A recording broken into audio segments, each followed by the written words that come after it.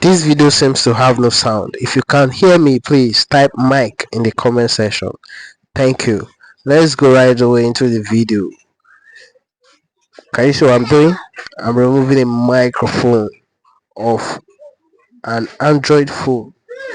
Many people find it very frustrating sometimes when you call somebody and you find out that they can't even hear you. Some customer will come to you, they will be confused over that. So we'll say, I call, they can't hear me, or they hear me when I talk, but I can't hear them. In the end, confusing you that is the technician.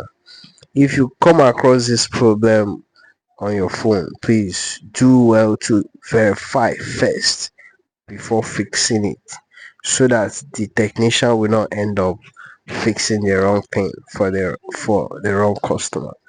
Please do well to verify. Thank you. You can do this in right in your home. All you need is a mouthpiece, a soldering iron, and a constant power supply. Yes, you can do it. The red is always inside. The red is always on the inside. Don't forget what I say. The red is always on the inside, while the black is always on the outside. In this case, where you want to replace a mouthpiece, the interface does not need to read negativity or continuity. Both of them has a specific location is coming from. So you do well to make sure that those interface are reading perfectly before you fix your mouthpiece. If you don't know how to use a meter to read any device, please drop it in the comment section.